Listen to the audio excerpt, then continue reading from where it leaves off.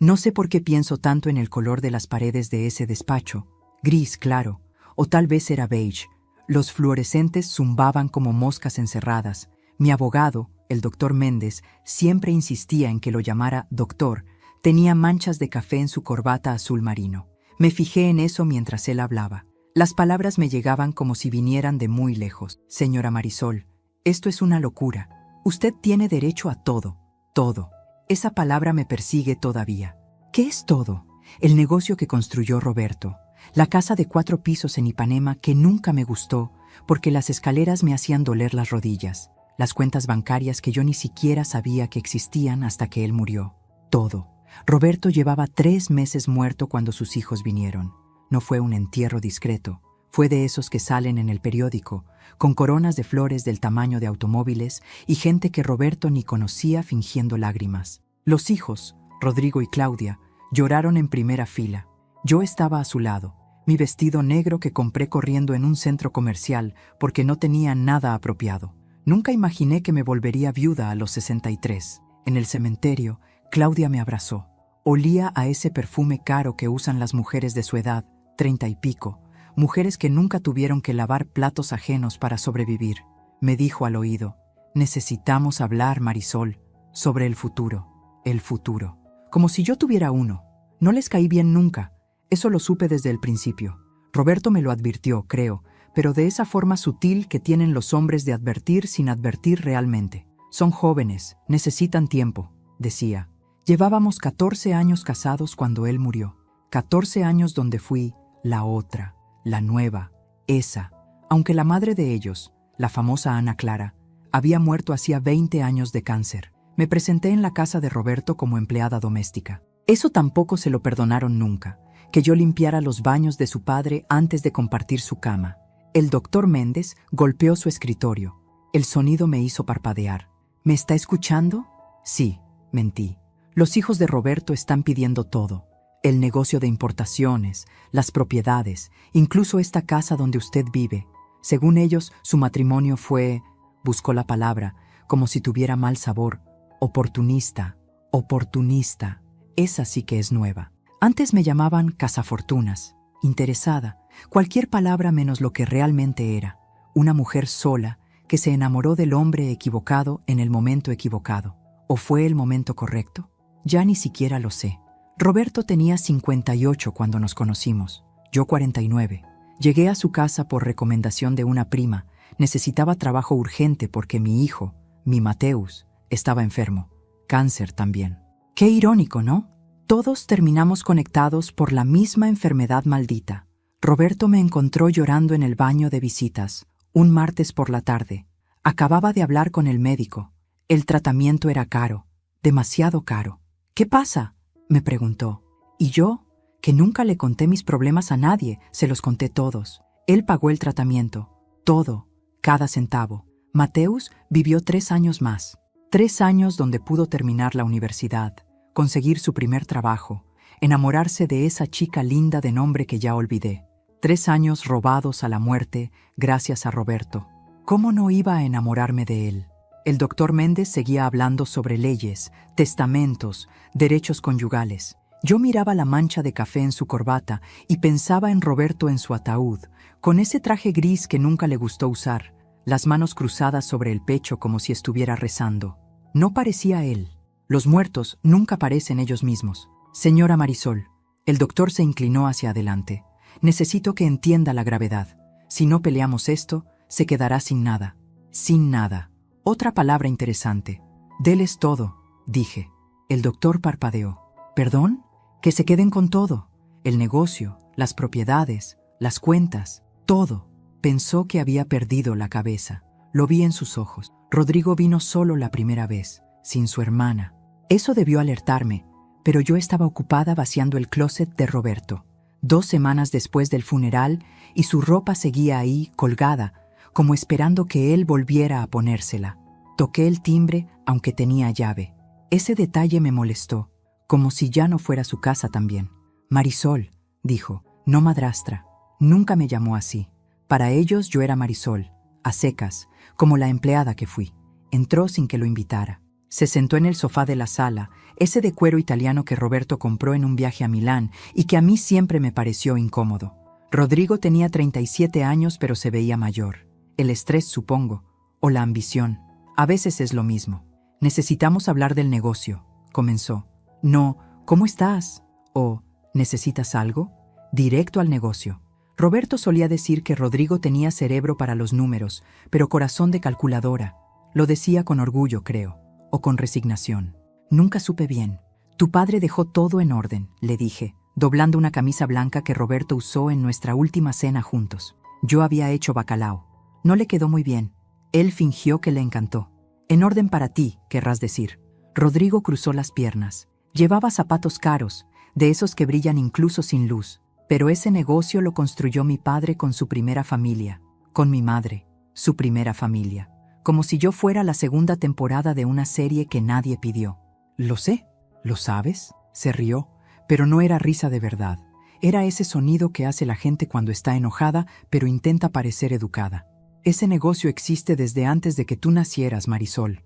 Mi padre lo empezó con 25 años. Mi madre estuvo ahí, en la oficina diminuta del centro, respondiendo teléfonos, haciendo facturas a mano.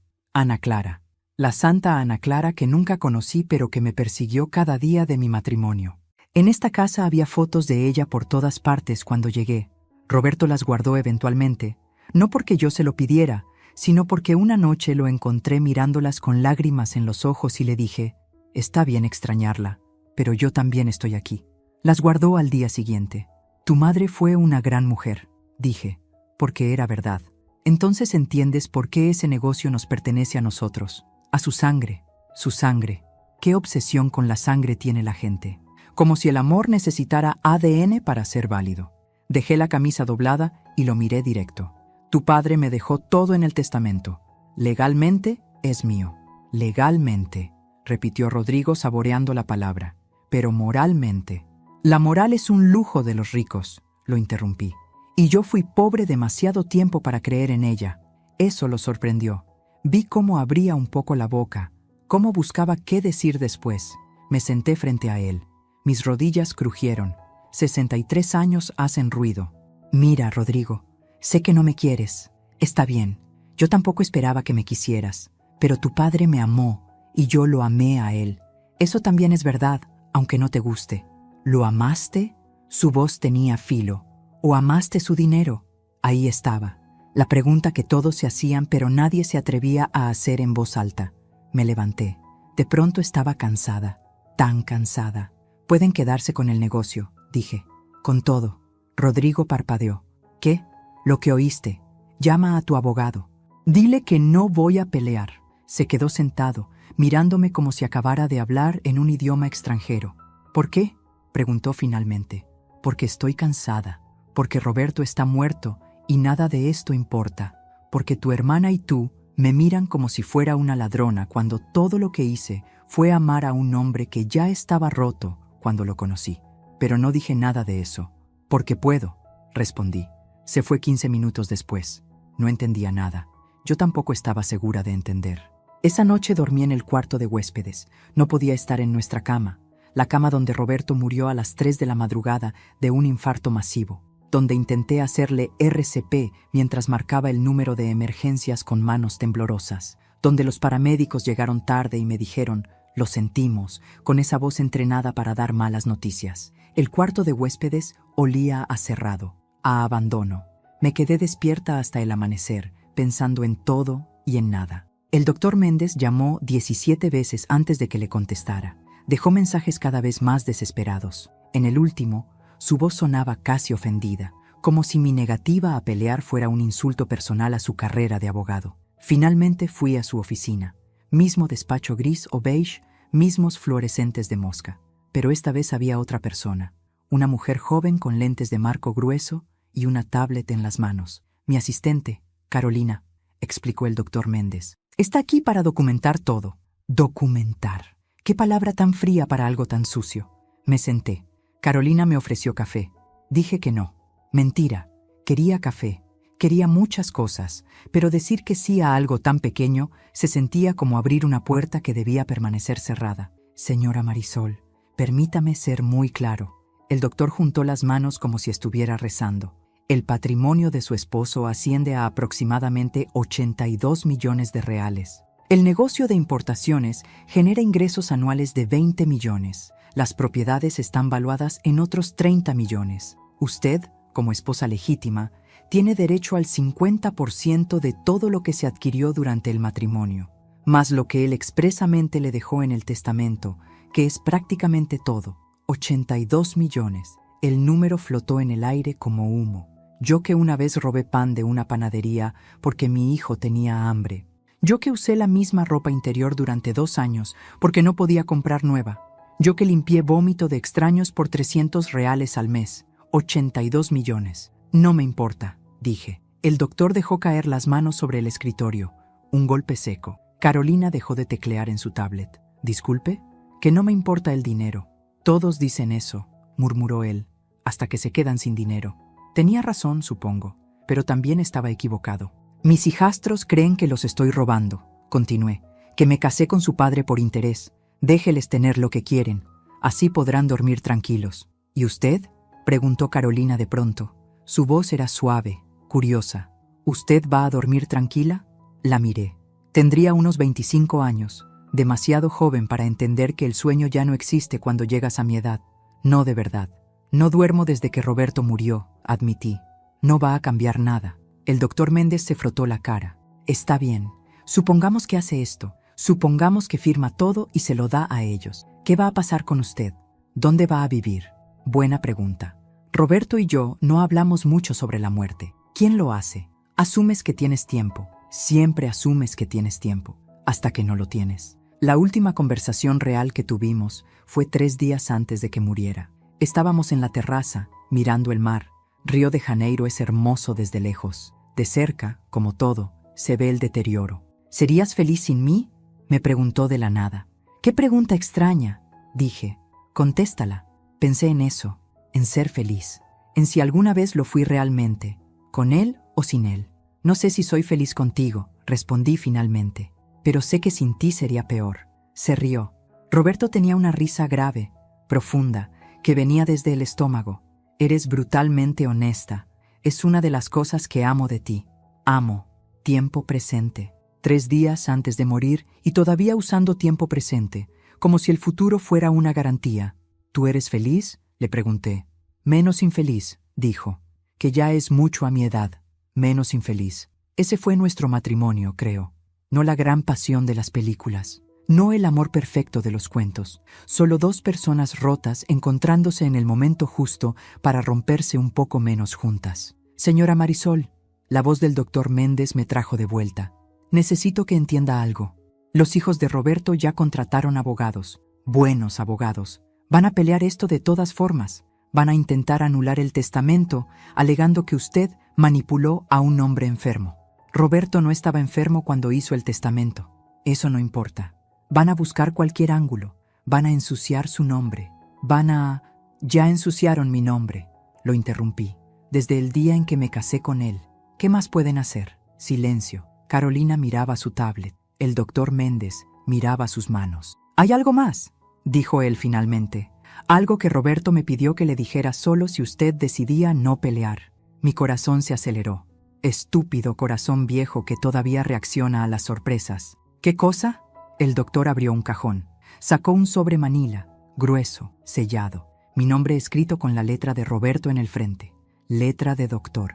Ilegible y firme al mismo tiempo. Me lo entregó. Pesaba más de lo que debería pesar un sobre. Él dijo que lo abriría cuando estuviera lista y que sabría cuándo era el momento. Sostuve el sobre. El papel era áspero bajo mis dedos. «¿Usted sabe qué hay adentro?», pregunté. «No, y no quiero saberlo». Mentira. Claro que quería, pero era una mentira amable. Guardé el sobre en mi bolso. No lo abrí ahí. No podía. «¿Algo más?», pregunté. «Sí. La audiencia final es en 3 semanas. Si va a hacer esto, necesito que esté absolutamente segura». «Estoy segura». No lo estaba, pero dije que sí de todas formas. Abrí el sobre a las 2 de la madrugada, sentada en el piso de la cocina, con una botella de vino barato que compré en el supermercado de la esquina. Roberto odiaba el vino barato. Decía que sabía a vinagre con pretensiones, pero él no estaba ahí para opinar. Dentro había papeles, muchos papeles, y una carta escrita a mano. Comencé por la carta. Marisol, si estás leyendo esto, significa que decidiste no pelear. Te conozco. Sé que vas a pensar que es lo correcto, que mis hijos merecen lo que construí con su madre. Siempre fuiste demasiado generosa con la gente que no te merece. Pero aquí está la verdad que nunca te dije. El negocio no es lo que parece. Me detuve. Leí la frase otra vez. El negocio no es lo que parece. Seguí leyendo. Rodrigo cree que sabe cómo manejar la empresa. No sabe nada.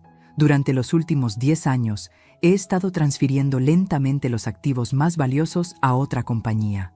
Una que está únicamente a tu nombre. Rodrigo va a heredar un cascarón brillante con deudas ocultas. Tú vas a heredar la sustancia. Los papeles que están en este sobre son las escrituras de propiedades en Portugal, España y Uruguay. Departamentos, terrenos, una viña pequeña en Colonia. Todo pagado, todo tuyo. Generan ingresos de alquiler de aproximadamente 120,000 reales mensuales, suficiente para vivir bien sin tocar el capital. También hay acciones en empresas tecnológicas, bonos del gobierno y 3 cuentas bancarias en Suiza que Rodrigo nunca supo que existían. El dinero total, 43 millones de reales. Todo legal, todo tuyo. ¿Por qué hice esto?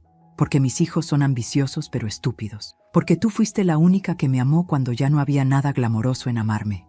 Porque me limpiaste la boca cuando el derrame me dejó babeando. Porque te quedaste. Deja que peleen por el negocio. Deja que ganen. En 2 años estarán en bancarrota por las deudas que escondí inteligentemente. Y tú estarás en alguna playa, tomando vino caro que finalmente apreciaste. Con amor y astucia, Roberto P.D. La viña se llama Menos Infeliz. Pensé que te haría reír. No reí, lloré. El tipo de llanto feo que te deja sin aire, que te hace hacer ruidos de animal herido. El vino barato se mezcló con las lágrimas y probablemente con mocos también. Glamoroso, Roberto, hijo de puta brillante. Cuando Mateus estaba muriendo, me preguntó algo que nunca olvidé. Tenía 22 años y pesaba 43 kilos. El cáncer lo había consumido hasta dejarlo transparente. Mamá, dijo, su voz apenas un susurro. ¿Alguna vez hiciste algo solo por ti? Tenerte fue por mí, respondí, acomodándole las almohadas. Mentira. Me tuviste porque el condón se rompió y eras muy católica para abortar. Tenía razón. Mi hijo moribundo tenía razón. Después de que muera, continuó, quiero que hagas algo egoísta, algo solo para ti. Prométemelo. No hables así. Promételo, mamá. Te lo prometo. Murió 3 días después. Yo tenía 52 años y de pronto no tenía a nadie. El padre de Mateus se había ido antes de que él naciera. Mi familia me había dado la espalda por quedarme embarazada soltera. No tenía amigos reales, solo conocidos del trabajo. Roberto apareció 1 año después. Y cuando me propuso matrimonio, no fue romántico, fue práctico. Estoy solo, tú estás sola, nos llevamos bien, ¿por qué no? Tus hijos me van a odiar, dije. Mis hijos ya me odian a mí. Al menos tendré compañía en mi miseria. Nos casamos en un juzgado un martes por la tarde, testigos aleatorios de la oficina. Sin flores, sin fiesta, solo papeles firmados y una cena en un restaurante italiano donde la pasta estaba demasiado salada. Menos infeliz. Los papeles del sobre cayeron al piso de la cocina. Escrituras, documentos bancarios, certificados de acciones, una fortuna escondida en papel bond. Roberto lo había planeado todo, cada movimiento.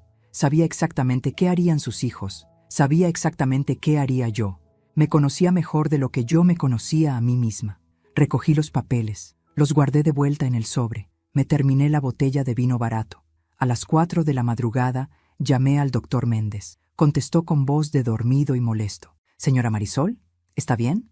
Siga con el plan, dije. Deles todo. ¿Está segura? Por primera vez desde que Roberto murió, sonreí. Una sonrisa pequeña, torcida, probablemente un poco cruel. Completamente segura. Colgué antes de que pudiera responder. Mateus, pensé, mirando la foto de él en el refrigerador, su foto de graduación, sonriendo con ese orgullo tímido que siempre tuvo. Mateus, finalmente hice algo egoísta. Finalmente cumplí mi promesa. Claudia llegó sin avisar. Tocó el timbre a las 7 de la mañana, cuando todavía estaba en pijama con café a medio hacer. Por la mirilla la vi parada ahí, perfecta incluso a esa hora. Pantalones de lino blanco, blusa de seda, cabello recogido como si viniera de un comercial de shampoo. Abrí la puerta descalza, con el pelo hecho un desastre. «Necesitamos hablar», dijo, sin siquiera un buenos días. «Tu hermano ya vino». «Lo sé, por eso estoy aquí». Entró sin permiso. Se dirigió directamente a la cocina, como si conociera el lugar. Y lo conocía, supongo.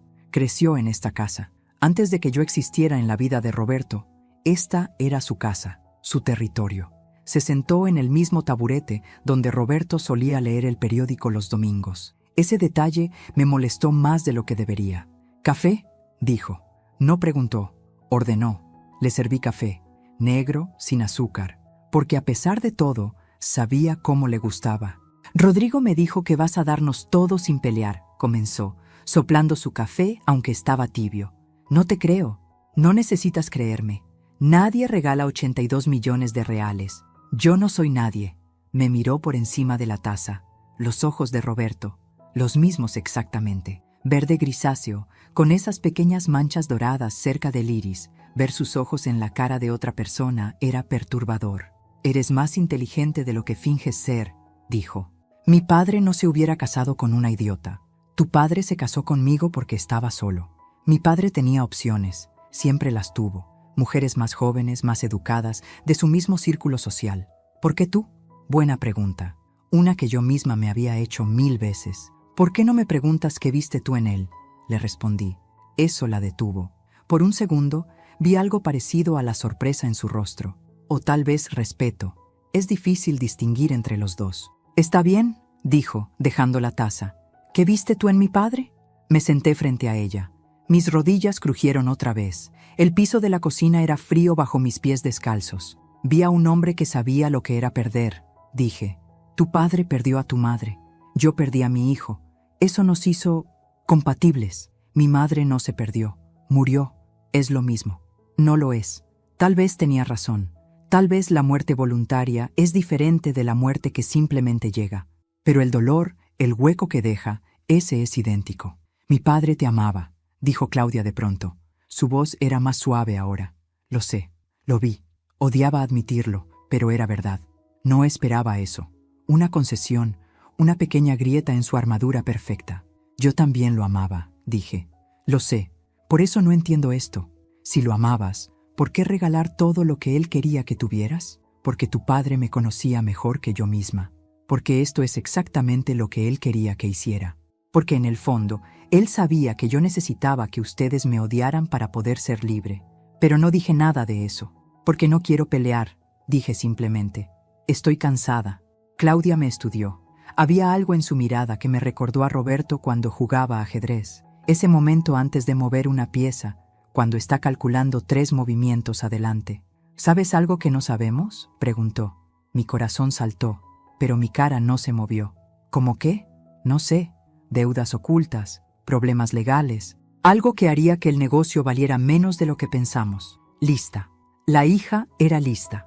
«Si supiera algo así, ¿no lo usaría para negociar?», respondí. «A menos que seas más lista de lo que pareces». Nos miramos a través de la mesa de la cocina. 2 mujeres que amaron al mismo hombre de formas completamente diferentes. Madre e hija sin serlo. Enemigas sin declaración de guerra. «Hay algo que quiero pedirte», dije finalmente. «¿Qué?». «Las cenizas de tu padre. Las quiero». Claudia parpadeó. «¿Las cenizas?». «Están en una urna horrible en la funeraria. Nadie las ha recogido. Pensé que tú...». «Estaba esperando que ustedes...». Silencio incómodo. Resulta que ninguno había querido lidiar con los restos de Roberto. Demasiado real, demasiado final. «Puedes quedártelas», dijo Claudia. «No las quiero». «¿Rodrigo?». «Rodrigo no quiere ni hablar del tema». Asentí. Eso tenía sentido. Rodrigo era bueno con números, malo con emociones. Claudia se levantó. Alisó su blusa de seda que no tenía ni una arruga. «La audiencia es en 2 semanas», dijo. «Si cambias de opinión...». «No voy a cambiar de opinión». Se dirigió a la puerta. Se detuvo en el umbral. «¿Marisol?». «Sí». Lamento cómo te tratamos. Rodrigo y yo, estos años. No fue justo». Y se fue antes de que pudiera responder. Me quedé en la cocina, descalza y despeinada, mirando las 2 tazas de café a medio terminar. «Una disculpa». No pedí una, y llegó de todas formas. Tal vez Roberto tenía razón. Tal vez sus hijos no eran completamente perdidos. O tal vez Claudia solo estaba siendo estratégica, preparando el terreno para cuando descubrieran que el negocio era una bomba de tiempo. De cualquier forma, guardé ese momento. La disculpa la guardé en el mismo lugar donde guardaba todos los pequeños actos de bondad que había recibido en mi vida. Ese lugar diminuto, escondido, que raramente se llenaba. La urna pesaba menos de lo que esperaba. 3,5 kilos de cenizas en un recipiente de metal que parecía comprado en una tienda de descuento. El empleado de la funeraria me la entregó con la misma expresión aburrida con la que entregaría un paquete de Amazon. «Firme aquí», dijo, señalando un papel arrugado. «Firme, Marisol Santos de Oliveira». Ese era mi nombre ahora, legalmente, en papeles oficiales. El de Oliveira todavía me sonaba extraño, como ropa prestada que nunca termina de quedar bien. Conduje de vuelta a casa con la urna en el asiento del pasajero.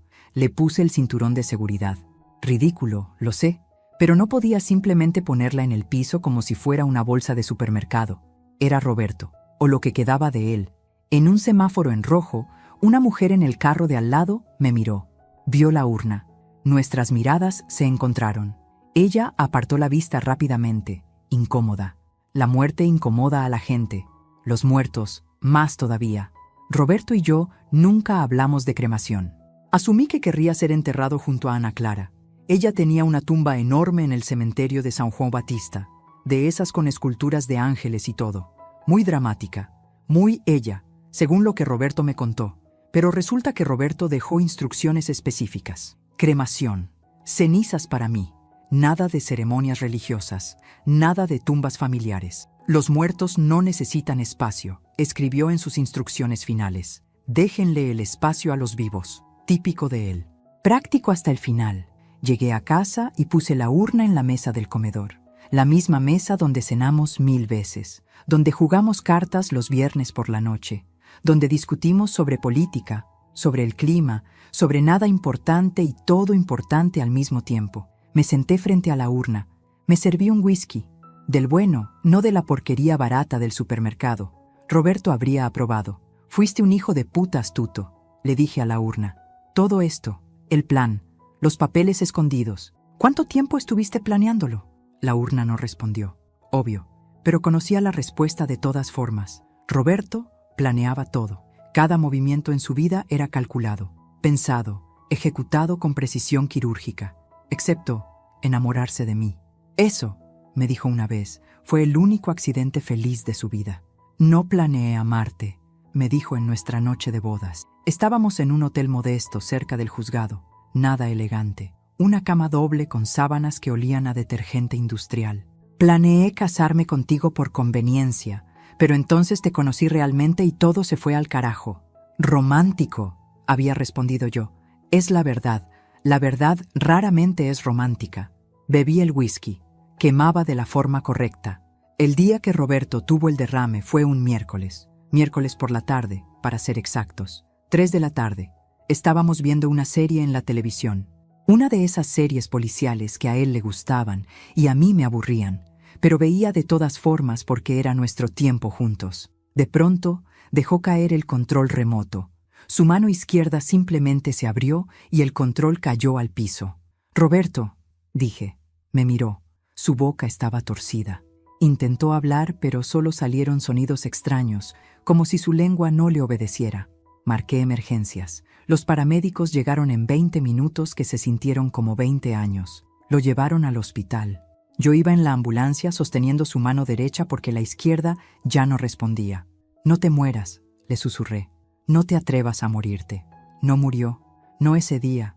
El derrame fue moderado, dijeron los médicos. Tendría que hacer terapia física, terapia del habla. Posiblemente recuperaría la mayor parte de su movilidad. Rodrigo y Claudia llegaron al hospital 3 horas después. Los llamé, aunque parte de mí no quería hacerlo. Pero eran sus hijos. Tenían derecho a saber. «¿Qué pasó?», preguntó Rodrigo. Su voz acusatoria, como si de alguna forma yo fuera responsable del derrame de su padre. «Un derrame.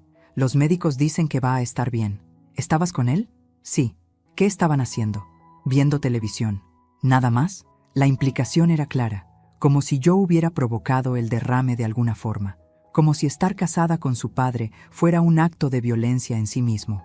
Nada más, repetí, mi voz más fría que el whisky en mi vaso. Claudia puso una mano en el brazo de su hermano. Rodrigo, no, pero el daño estaba hecho, la semilla de sospecha plantada. Roberto pasó 3 semanas en el hospital. Yo iba todos los días. Me sentaba junto a su cama y le leía el periódico en voz alta porque él no podía leer bien todavía. Las palabras bailaban en la página. Le hablaba sobre cosas sin importancia. El clima, las noticias, el vecino que se compró un perro que ladraba toda la noche. Una tarde, mientras yo le daba de comer gelatina porque todavía le costaba tragar, dijo, Marisol, su primera palabra clara desde el derrame. Sí, gracias. ¿Por qué? Por quedarte. Como si hubiera otra opción. Como si el amor tuviera que ver con opciones. No seas idiota, le dije, limpiándole un poco de gelatina de la barbilla. ¿A dónde más iría? Sonrió. Esa sonrisa torcida que el derrame le dejó permanentemente. Mitad ángel, mitad demonio. Roberto se recuperó, mayormente. La mano izquierda nunca volvió a funcionar del todo. Su habla mejoró, pero quedó con un arrastre leve en las palabras, como si estuviera ligeramente borracho todo el tiempo. Caminaba con bastón, odiaba el bastón, lo odiaba con una pasión que rayaba en lo irracional.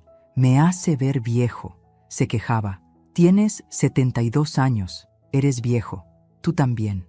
Yo tengo 61, soy elegantemente madura, eres una vieja terca.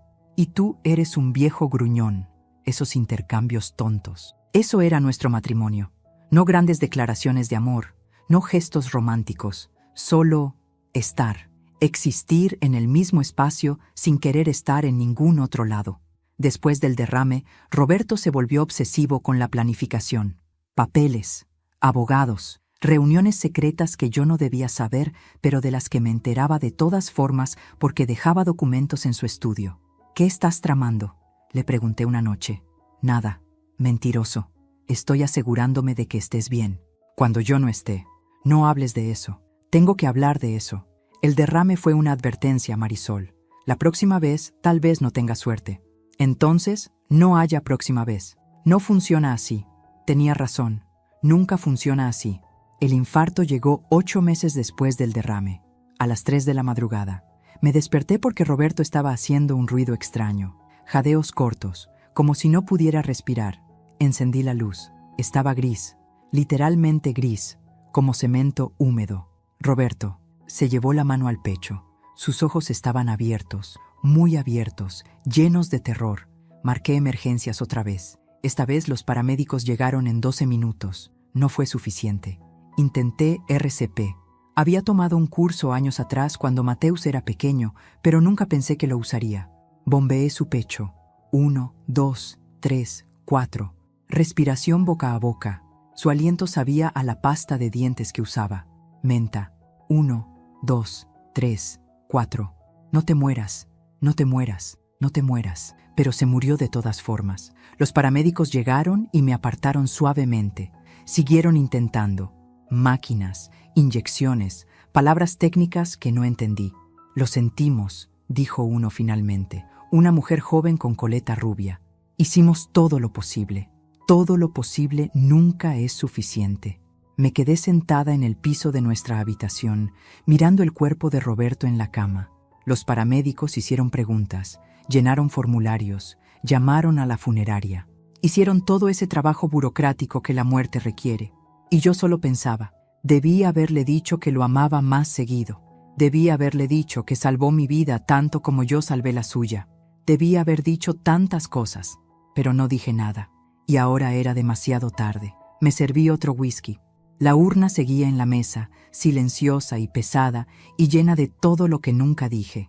Te amé, le dije ahora. Por si acaso no te quedó claro. Te amé de la forma en que sé amar. Que probablemente no es la correcta, pero es la única que tengo. Afuera empezó a llover. Esa lluvia tropical fuerte que hace ruido contra las ventanas. Pensé en la audiencia. En 2 semanas. En Rodrigo y Claudia, sentados con sus abogados caros. En el doctor Méndez con su corbata manchada de café. En los papeles que firmaría renunciando a todo. Pensé en los otros papeles, los escondidos, los que hacían que esta renuncia fuera teatro puro. Roberto, hijo de puta genio. Me conocías demasiado bien. Sabías que nunca podría simplemente tomar el dinero y ser feliz. Sabías que necesitaba ganar de una forma que pareciera perder. Sabías que la culpa me comería viva si simplemente les quitaba todo a tus hijos. Así que lo arreglaste, para que ellos creyeran que ganaron, para que yo pudiera irme sin culpa, para que todos pudieran tener su versión de la victoria. Eres un manipulador, le dije a la urna. Incluso muerto, sigues manipulando, pero estaba sonriendo. Una sonrisa pequeña, triste, orgullosa. Me terminé el whisky, me levanté. Llevé la urna al dormitorio y la puse en la mesita de noche del lado de Roberto. Buenas noches, le dije. Y por primera vez desde que murió, dormí toda la noche. El doctor Méndez insistió en que ensayáramos, como si firmar papeles fuera una obra de teatro que requería práctica. Necesito que entienda exactamente qué va a pasar, dijo por 10ª vez esa semana. Estábamos en su oficina otra vez. Carolina no estaba. Solo él y yo y un ventilador de techo que chirriaba con cada vuelta. Entiendo perfectamente. No entiende. Los abogados de Rodrigo y Claudia van a intentar humillarla. Van a hacer preguntas sobre su pasado, sobre cómo conoció a Roberto, sobre su situación económica antes del matrimonio. Van a pintarla como una oportunista. Ya lo hicieron, dije. En cada cena familiar, en cada cumpleaños, en cada maldita Navidad. No me dicen nada que no haya escuchado antes. El doctor se quitó los lentes. Tenía marcas rojas en el puente de la nariz. Se frotó los ojos como si tuviera 100 años en lugar de 50 y algo. ¿Por qué hace esto, señora Marisol? De verdad, ¿por qué? Buena pregunta. Una que yo misma me había hecho cada noche durante las últimas 3 semanas. Porque estoy cansada de pelear batallas que no puedo ganar, dije finalmente. Verdad a medias, la mejor clase de mentira. Esta batalla puede ganarla. El testamento es sólido. Roberto estaba en pleno uso de sus facultades cuando lo hizo. Tengo 3 evaluaciones psiquiátricas que lo prueban. No quiero ganar así. ¿Cómo quiere ganar? No respondí, porque la respuesta era, ya gané, solo que nadie lo sabe todavía. Salí de la oficina del doctor Méndez y caminé. No tomé taxi, no llamé un Uber. Solo caminé por las calles de Río, bajo un sol que derretía el asfalto. Mis zapatos me lastimaban. Me quité los tacones y seguí caminando descalza, con los zapatos en la mano como una loca. La gente me miraba. ¡Que miren! Terminé en una iglesia. No sé cuál. Una de esas iglesias viejas del centro con bancos de madera que crujen y olor a incienso rancio. Entré aunque no soy religiosa. No desde hace mucho tiempo. Me senté en la última fila. Una mujer anciana rezaba en la primera fila, sus labios moviéndose en silencio. Un par de turistas tomaban fotos del altar. «Prohibido tomar fotos», decía un letrero. Nadie hace caso a los letreros. Pensé en Mateus, en su funeral. Yo tenía 52 años y estaba enterrando a mi hijo de 22. El orden natural del universo al revés. No lloré en el funeral de Mateus. Todo el mundo esperaba que llorara. Su padre, que apareció después de 22 años de ausencia, lloró. Mi prima lloró. Extraños lloraron. Pero yo no pude. Me senté en la primera fila del velorio, mirando el ataúd cerrado. Había insistido en que fuera cerrado. No quería que la gente viera lo que el cáncer le había hecho. Y solo pensaba, esto no es real. No puede ser real. Lloré 3 meses después. Estaba en el supermercado comprando leche y vi su cereal favorito. Esas hojuelas azucaradas horribles que solía comer directamente de la caja cuando era adolescente. Me derrumbé ahí mismo, en el pasillo de cereales, llorando como animal herido, mientras una empleada del supermercado intentaba ayudarme, y yo no podía explicarle que mi hijo estaba muerto y que nunca más volvería a comer cereal. ¿Estás bien?, preguntó alguien. Levanté la vista. Un sacerdote joven me miraba con preocupación genuina.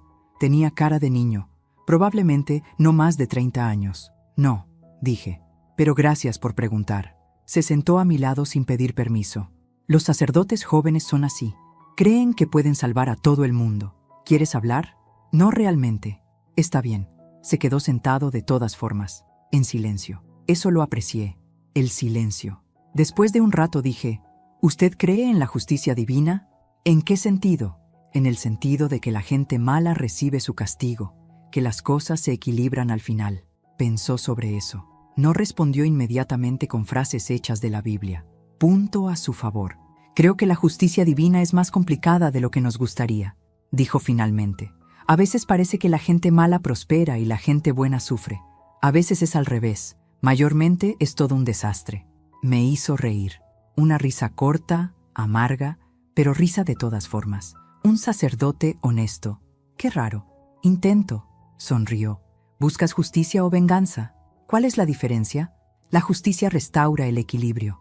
La venganza solo crea más desequilibrio. Suena a algo que diría un libro de autoayuda. Probablemente lo robé de uno. Nos quedamos sentados un rato más. La mujer anciana terminó de rezar y se fue. Los turistas también. Solo quedamos nosotros y el olor a incienso rancio. Mi esposo murió, dije finalmente. Sus hijos me odian, quieren quedarse con todo, y yo los voy a dejar. ¿Por qué? Porque puedo, porque quiero ver qué pasa cuando obtienen exactamente lo que quieren. El sacerdote asintió como si eso tuviera perfecto sentido. ¿Y después? Después me voy. Lejos, a algún lugar donde nadie sepa quién soy. ¿Suena a un plan? ¿No vas a decirme que perdone? ¿Que ponga la otra mejilla? Podrías hacer eso, o podrías simplemente vivir tu vida y dejar que ellos vivan con sus elecciones. A veces la mejor venganza es la indiferencia. Sabio, este sacerdote niño. Me levanté. Mis pies descalzos estaban sucios del piso de la iglesia. Gracias, padre. No soy padre todavía en entrenamiento. ¿Vas bien? Salí de la iglesia. El sol todavía estaba brutal. Me puse los zapatos, aunque me lastimaban. A veces el dolor es necesario. Esa noche recibí una llamada de Rodrigo. Era la primera vez que hablábamos directamente desde aquella visita en la cocina. Marisol, su voz era cuidadosa, controlada. Necesito confirmar algo. ¿Qué? ¿De verdad vas a firmar? ¿Sin condiciones? Sí. ¿Por qué? Todo el mundo hacía la misma pregunta, como si la generosidad fuera un concepto extraño, como si la única razón para hacer algo fuera el beneficio personal. Porque tu padre te amaba, dije, a ti y a tu hermana. Y aunque me odiaron durante 14 años, no quiero ser la razón por la que su memoria se pudra en una batalla legal. Silencio del otro lado. Eso es inesperado, dijo finalmente. La vida está llena de cosas inesperadas, Rodrigo. Mira, yo quiero que sepas que lamento cómo te traté. No estuve bien. 2 disculpas en un mes. Un récord. Está bien, dije, aunque no estaba segura de si era verdad. No está bien. Fui un hijo de puta. Claudia también, aunque ella al menos intentó ser civilizada. Estaban protegiendo la memoria de su madre. Mi madre murió hace 20 años. No necesitaba protección. Necesitábamos una excusa para odiarte sin sentirnos mal al respecto. Honestidad brutal. Otra cosa que había heredado de Roberto. ¿Por qué me dices esto ahora?, pregunté. Porque en 3 días vas a firmar papeles que te dejan sin nada. Y no quiero que lo hagas pensando que ganaste algún tipo de victoria moral sobre nosotros. No eres mejor que nosotros, Marisol. Solo estás más cansada. Tenía razón. Parcialmente. Tal vez, admití. O tal vez solo entendí algo que ustedes todavía no entienden. ¿Qué? Que el dinero de tu padre no va a llenar el vacío que dejó. Silencio otra vez. Más largo esta vez. Claudia quiere verte, dijo finalmente. Antes de la audiencia. Para cerrar cosas, supongo. ¿Tú también estarás ahí? Si quieres. Está bien. Mañana, en la casa, a las 4. ¿Nuestra casa o mi casa? Lo corregí suavemente. Hasta que firme los papeles, sigue siendo mi casa. Justo. Colgamos. Me quedé con el teléfono en la mano, mirando la urna de Roberto en la mesita de noche. Tus hijos están teniendo revelaciones emocionales, le dije. Un poco tarde, pero mejor tarde que nunca, supongo. La urna no respondió. Nunca lo hacía. Pero a veces sentía que Roberto estaba ahí de todas formas, riéndose de todo este desastre con esa risa grave que venía desde el estómago. Me acosté temprano esa noche. Mañana vendría Rodrigo y Claudia. Pasado mañana, la audiencia final. Y después comenzaría mi vida real, la que Roberto había planeado para mí, la que yo nunca pedí, pero que ahora, de alguna forma extraña y retorcida, quería desesperadamente. Cerré los ojos. Soñé con Mateus. No con el Mateus enfermo de los últimos meses, sino con el Mateus de 6 años, corriendo en el parque, riendo sin razón, vivo y completo y mío. Cumplí mi promesa, le dije en el sueño. Hice algo egoísta, finalmente. Bien, mamá, respondió. Ya era hora. Me desperté con lágrimas en la cara, pero eran lágrimas buenas, de las que limpian en lugar de ensuciar. Afuera, Río despertaba con su caos usual. Tráfico, bocinas, vendedores ambulantes gritando sus productos. Vida continuando como siempre, indiferente a los dramas personales de una viuda de 63 años. Me levanté, me vestí, me preparé para lo que vendría. Por primera vez en meses me sentía lista. Llegaron juntos, 4 en punto exacto. Rodrigo siempre fue puntual, otra cosa que heredó de Roberto. Claudia traía un pastel, de limón, mi favorito. No sé cómo lo supo, tal vez Roberto se lo mencionó alguna vez, o tal vez fue solo coincidencia. No tenías que traer nada, dije, aceptando el pastel de todas formas. Lo sé. Los tres nos quedamos parados en la sala, incómodos, como extraños en una fiesta donde no conocen a nadie. Siéntense, dije finalmente.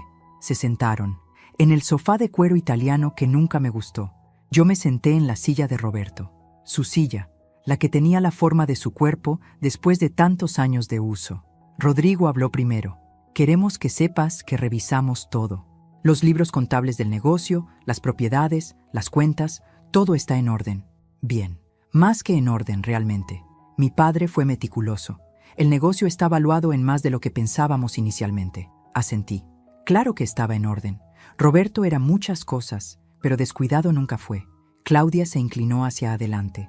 Marisol, queremos hacerte una oferta. No necesito ofertas, escúchanos. Su voz era suave pero firme. Sabemos que vas a firmar mañana, pero no tiene que ser todo o nada. Podemos llegar a un acuerdo, dejarte una de las propiedades, un departamento en Copacabana, o una suma mensual, algo. No quiero nada. Todo el mundo quiere algo, dijo Rodrigo. Yo solo quiero irme. ¿A dónde? No había pensado en eso específicamente. Sabía que me iría, lejos, pero ¿a dónde? Portugal tal vez, o Uruguay. Tenía propiedades en ambos lugares ahora, gracias a Roberto y sus planes secretos. No sé todavía. Lejos. Claudia intercambió una mirada con su hermano. Uno de esos intercambios silenciosos que solo tienen los hermanos. Comunicación telepática. Hay algo que queremos darte, dijo ella. Sacó un sobre de su bolso, pequeño, blanco, sin sellar. ¿Qué es? Cartas. De mi padre. Para ti. Mi corazón se detuvo. ¿Cartas? Las encontramos en su estudio, en un cajón cerrado con llave. Hay como 20. Algunas son de hace años, otras son de sus últimas semanas. Tomé el sobre con manos temblorosas. Podía sentir el peso de las cartas adentro. ¿Las leyeron? No, dijo Rodrigo. Tienen tu nombre, son tuyas. Un gesto de decencia, pequeño pero significativo. Gracias. Nos quedamos en silencio otra vez, pero era un silencio diferente ahora, menos incómodo, más resignado tal vez. Mi padre te amaba, dijo Rodrigo de repente. De verdad, lo vi, en cómo te miraba, en cómo hablaba de ti cuando no estabas, en cómo se preocupaba por ti después del derrame. Yo también lo amaba, lo sé, y lamento haber dudado de eso. Claudia se limpió los ojos. No lloraba exactamente, pero estaba cerca. Éramos niños cuando murió nuestra madre, dijo. Yo tenía 17, Rodrigo 20, y mi padre se perdió. Durante años, no era realmente él, era como un fantasma viviente. Lo sé, dije. Roberto me había contado sobre esos años, los años oscuros, los llamaba. Pero cuando te conoció, volvió. No del todo, nunca del todo, pero volvió lo suficiente. Y deberíamos haberte agradecido por eso en lugar de odiarte. No me odiaban realmente, dije. Solo odiaban que él siguiera adelante sin su madre. Tal vez, admitió Claudia. O tal vez somos solo personas complicadas con sentimientos complicados. Todos lo somos. Rodrigo se levantó. Caminó hacia la ventana que daba al mar. Roberto solía pararse ahí por las mañanas, café en mano, mirando el horizonte. Mañana termina todo esto, dijo sin voltear. Firmas los papeles. Nosotros heredamos el negocio. Tú te vas a donde sea que vayas. Y ya está. Ya está, repetí. ¿Alguna vez nos volveremos a ver? Honestamente, no lo sabía. Tal vez, dije, si el universo quiere. Rodrigo se volteó. Sus ojos, los ojos de Roberto, estaban húmedos. Cuídate, Marisol. Ustedes también. Se fueron poco después. Abrazos breves en la puerta, formales pero genuinos. Cuando se fueron, me senté en el piso de la sala con el sobre de cartas. No las abrí todavía. No estaba lista. En lugar de eso, corté el pastel de limón. Comí un pedazo directamente del molde con un tenedor. Estaba delicioso, casero. Claudia lo había hecho ella misma. Podía notarlo por las imperfecciones del glaseado. Un gesto de paz, pequeño, tardío, pero real. Afuera, el sol comenzaba a ponerse, naranja y rosa sobre el océano. Roberto decía que los atardeceres de Río eran los más hermosos del mundo. Probablemente tenía razón. Mañana sería la audiencia. Mañana firmaría papeles. Mañana Rodrigo y Claudia creerían que habían ganado. Y después comenzaría el resto de mi vida. La vida que elegí. La vida que merecía. Por primera vez en 63 años, viviría solo para mí. Si esta historia te ha hecho reflexionar, si te ha movido algo por dentro o simplemente te ha mantenido enganchado hasta este momento, te invito a que te suscribas al canal. Aquí encontrarás más historias como esta, reales en su emoción, humanas en su complejidad, diferentes en su narrativa. Dale like si Marisol te hizo sentir algo, ya sea admiración, frustración, curiosidad o esa mezcla extraña de emociones que solo las buenas historias provocan. Y déjame en los comentarios, ¿qué harías tú en su lugar? ¿Entregarías todo o pelearías hasta el final? Comparte este video con alguien que necesite escuchar una historia sobre segundas oportunidades, sobre decisiones difíciles, sobre encontrar tu propio camino cuando todo parece perdido. Activa la campanita de notificaciones, porque cada semana subo historias que te harán pensar, sentir y tal vez ver tu propia vida desde otra perspectiva. Nos vemos en la próxima historia. Gracias por estar aquí. Gracias por escuchar. Aviso importante. Esta historia es completamente ficticia. Los personajes, nombres, situaciones, lugares y eventos narrados son producto de la imaginación creativa y no representan ni están basados en personas reales, vivas o fallecidas, ni en hechos reales. Cualquier parecido con la realidad es pura coincidencia. Esta narrativa fue creada con el propósito de generar reflexión, provocar emociones auténticas y aportar valor a tu vida a través del poder de las historias. No pretende ofrecer asesoría legal, financiera o de ningún otro tipo profesional. Gracias por entender que las mejores historias no son necesariamente verdaderas, pero sí auténticas en lo que nos hacen sentir.